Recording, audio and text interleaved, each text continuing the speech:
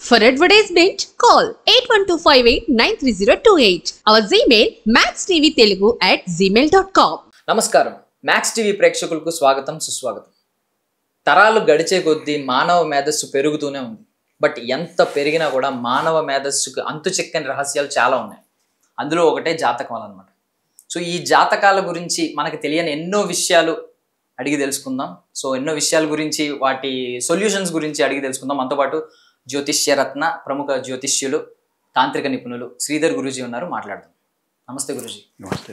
So ఇందాక మీరు ప్రస్తావిస్తూ ఇవి అన్నారు కదా, ఎలాగో మా జ్యోతిష్యులే కొన్ని ముందుగా చెప్పారు అని మీరు మెన్షన్ చేశారు. అవునండి. సో మీ జ్యోతిష్యుల్లోనే కొంతమంది ఏం చేస్తున్నారంటే, ఇప్పుడు ఎవరికన్నా వివాహం అయ్యి లేదంటే వాళ్ళు విడిపోయినా సరే, పెద్ద పెద్ద గొప్ప అంటే స్టార్ హీరోల ఫ్యామిలీస్ లో కావచ్చు, పెద్ద కుటుంబాల్లో కావచ్చు, ప్రముఖుల కుటుంబాల్లో కావచ్చు, విడిపోతే మేము ముందే చెప్పాం వాళ్ళు ఇలా విడిపోతున్నారు, వాళ్ళ జాతకాలు కుదరలేదు, సో విడిపోతున్నారని మనం చాలా మంది ఎగ్జాంపుల్స్ చూడొచ్చు. హీరోల్లో కావచ్చు, హీరోల డాటర్స్ కావచ్చు, ఇలాంటి వాళ్ళు.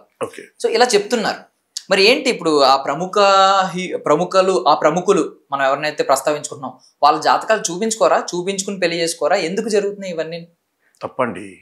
నాకు తెలిసినంత మట్టుకు నేను కూడా వెళ్తానండి. మీరు చెప్పిన ప్రముఖుల ఇళ్ళకు, అంటే కొంతమంది ఇప్పుడు ఒక్కరు నచ్చరు కదండి. కాబట్టి ఎవరికి నచ్చిన వాళ్ళు వాళ్ళని పిలిపించుకుంటారండి. నేను కూడా పోతానండి. నాకు తెలిసినంత మట్టుకు వాళ్ళకి చెప్తామండి, ఇది కలుస్తలేదు అంటే దానికి ఏ విధమైన పరిష్కారం చేయొచ్చు అని ఆలోచిస్తాం. లేదు అంటే మొత్తానికే కలవలేకుంటే వాళ్ళు ఆగిపోతారండి. ఖచ్చితంగా ఈ పెళ్ళప్పుడు మాత్రం ఈ మన హిందూ సమాజంలో మన పెళ్ళికి మాత్రం ఖచ్చితంగా చూసుకుంటారండి. ఇక రెండోది, మీరు ఒక క్వశ్చన్ వేశారు, విడిపోతారు, అది చేస్తారు. ఒక విషయం అండి, తల్లి, తండ్రి, భార్య, చెల్లె, అన్న, వదినే, వీళ్ళందరి తర్వాత ఒక మనిషి రెండు కోణాలు ఉంటాయండి. ఒకటి బయటికి కనబడే కోణం, రెండోది లోపట ఒక మనిషి. ఆ లోపట ఒక వ్యక్తిత్వాన్ని బయటికి తీసే వాళ్ళు ఎవరు? ఒక గురువు. ఆ గురువుని నమ్మి మనకు పెద్ద స్థానం వేస్తారండి. అంటే ఒక తండ్రి స్థానం కన్నా ఎక్కువ దేవుని స్థానం ఇస్తారు. ఇచ్చినప్పుడు వాళ్ళను మనము వీళ్ళు విడిపోతారు, వీళ్ళ రాజకీయ భవిష్యత్తు ఇప్పటికీ నాశనం అయిపోయింది, ఈ హీరోకు పెళ్లి కాదు, ఇలాంటివి చెప్పకూడదండి. ఇది జ్యోతిష్య విరుద్ధం. జ్యోతిష్యానికే నేను కాదండి, ఇది అసలు మా జ్యోతిష్యాన్ని బహిర్గతం చేయకూడదు అనేది ఒక నియమం. ఆ నియమం తప్పకూడదు. ఫస్ట్ ఆఫ్ ఆల్ ఇక తప్పి ప్రవర్తించారంటే వాళ్ళ విజ్ఞతకే మనం వదిలేయాలి. చాలా మంది నేను ఒక్కనే కాదండి, ఈ విషయాన్ని చాలా మంది ఖండిస్తారండి. ఎందుకంటే మేము కూడా ఇప్పుడు సినిమా ఇండస్ట్రీలో పోతాము, పోతే రాజకీయాలలో పోతాము, పోతే ఈ పొలిటికల్ వీళ్ళు బిజినెస్ వాళ్ళ దగ్గరికి పోతాము, డాక్టర్ల దగ్గరికి పోతాము, యాక్టర్ల దగ్గరికి పోతాము. అందరిది మేము చూసి మనసులో పెట్టుకుంటాం తప్ప అందరిది ఒక్కొక్కరిది ఇట్లా బయట పెట్టుకుంటూ పోతే ఎవరండి మనల్ని ఒక గురువుగా నమ్మేది? ఒక గురువు అంటే ఏందండి?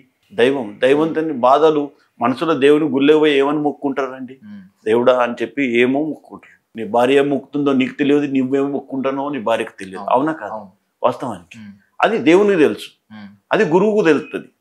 మరి అదే గురువు బయట చెప్పినట్టయితే ప్రజల మీద, ఇందుకేనండి జ్యోతిషాల మీద నమ్మకాలు ఎందుకు పోతున్నాయి అంటే వాళ్ళ కమర్షియాలిటీ కోసం ఈ విధంగా చేస్తుండ్రు. కాబట్టి కొందరు మాలాంటి కొంచెం ఉన్న వాళ్ళు కూడా, ఇంకా నేనంటే నేను కాదండి, ఇంకో 10% ఉన్న మంచి విద్వాంసులు కూడా వాళ్ళని కూడా నమ్మలేని పరిస్థితి వస్తుందండి. కాబట్టి దయచేసి ఇలాంటివి మానుకోవాలని మీ ఛానల్ రూపంలో వాళ్ళందరికీ, ఎవరైతే మీరు అన్నారో, నాకు ఎవరో పేర్లు తెలివయ్యు, ఎవరైతే అన్నారో వాళ్ళందరికీ నేను సవినయంగా మనవి చేస్తున్నాను. ఓకే. సో ఇలాగే ఒక ప్రముఖ జ్యోతిష్యులు, ఆయన బాగా పాపులర్, ఈ మీడియా ఛానల్స్ లో వచ్చే వ్యక్తి, ఆయన జనరల్లీ ఎలా చెప్తా ఉంటారంటే, ఈ హీరోకి ప్రాణగండం ఉంది, ఓకే రానున్న 2 సంవత్సరాల్లో నెక్స్ట్ ఇయర్ ఒక ప్రముఖ హీరో, పేరు చెప్పరు, ఓకే ఒక ప్రముఖ హీరో అనారోగ్య పాలవుతాడు, హాస్పిటలైజ్డ్ అవుతారు అని చెప్తారు. ఎవరొకరు జనరల్లీ హాస్పిటలైజ్డ్ అవ్వడం కామన్. సో అది కౌంటర్ ఆయన ఖాతాలో వేసుకుంటున్నారు, నేనే చెప్పాను కదా ఆల్రెడీ అని, పేరు చెప్పలేదని. లేదంటే ఇంకో హీరోకి ప్రాణగండం ఉందని చెప్తున్నారు. బట్ కొన్నిసార్లు ఆయన ఫెయిల్ అయ్యారు. మీకు ఎగ్జాంపుల్ ఎక్కడంటే ప్రభాస్ గారి విషయంలో ఆయన అన్నారు, ఆయన బాహుబలితో సక్సెస్ చూస్తారు, ఇంకా ఆయన సినిమాల్లో సక్సెస్ అనేవి ఉండవు, ఎందుకంటే ఫ్లాప్ అయినాయి 2-3. రాధేశ్యామ్ అని ఒక సినిమా, ఆదిపురుష్ అనే ఒక సినిమా, ఈ 2 ఫ్లాప్ అయిన తర్వాత ఆయన లైఫ్ లో ఇంకా హిట్ సక్సెస్ అనేది చూడడు, ఎందుకంటే ఒకసారి చూసేసాడు అయిపోయిందని. సలార్ వచ్చింది కదండి, సలార్, ఇప్పుడు కల్కి. సో ఇలాంటి వాళ్ళ గురించి ఏం చెప్తారు? ఇలాంటి జనరల్లీ ఇలా చెప్పే వాళ్ళు కొంతమంది ఉంటారు, ఖాతాలో వేసుకుందాం. ఫస్ట్ ఒక పాయింట్ అడిగారండి, అది బాగా నచ్చింది నాకు. ఏమది, ఈ సంవత్సరం ఒక ప్రముఖ హీరో చనిపోతారు. ఫిల్మ్ ఇండస్ట్రీ చాలా పెద్దదండి, చాలా పెద్దది. పాత హీరోల దగ్గర నుంచి కొత్త హీరోల దాకా ఉంటారండి. ఎవరికో ఒకరికి అనారోగ్యం అయితే చేస్తుందండి. కొన్ని వేల మంది ఉన్నారండి, ఎవరికో ఒకరికి అనారోగ్యం చేస్తుంది, హాస్పిటల్ పాలవుతాడు. ఎవరో ఒకరు పుట్టినవారు గిట్టగా తప్పదు, ప్రతి ఒక్కరు. కాబట్టి ఎవరికో ఏదో ఒకటి జరుగుతూనే ఉంటుంది.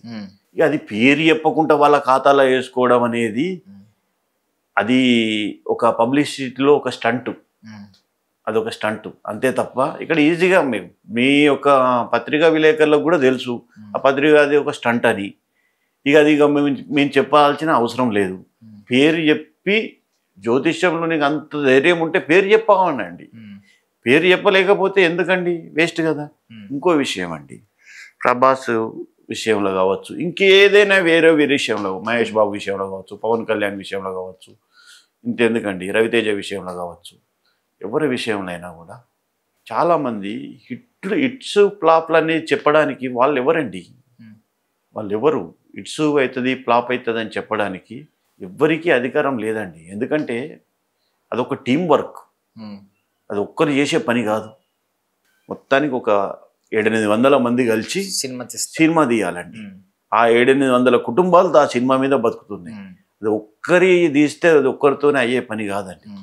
కాబట్టి అలా ఫెయిల్ అవుతుందా పాస్ అవుతుందా అనేది ముందే చెప్పడం అనేది, ఒక సినిమాకు భవిష్యత్తు లేదనడం అనేది, ఈ సినిమా వాళ్ళు విడిపోతారు అనేది, ఇవన్నీ ఎప్పుడు కానీ బయట పెట్టకూడదండి, చెప్పించుకోకూడదు. నాకు తెలిసినంత మట్టుకు ఈ హీరోలు వాళ్ళని దగ్గర రానియకపోవడం మంచిదండి. ఎందుకంటే ఇలాంటి బయట పెట్టేటోళ్ళను నాకు తెలిసినంత మట్టుకు ఇప్పటికే బయట పెట్టచ్చు, నాకు తెలిసి ఆయనను పిలవకపోవచ్చు. కాబట్టి ఇలాంటి వాళ్ళని కొంచెం దూరం పెడితేనే బాగుంటుందండి. అంటే అది నాకెవరో తెలియదు పేరు, కానీ అలాంటి వాళ్ళని బయట పెడితే దూరం పెడితే బాగుంటుంది నా యొక్క అభిప్రాయం.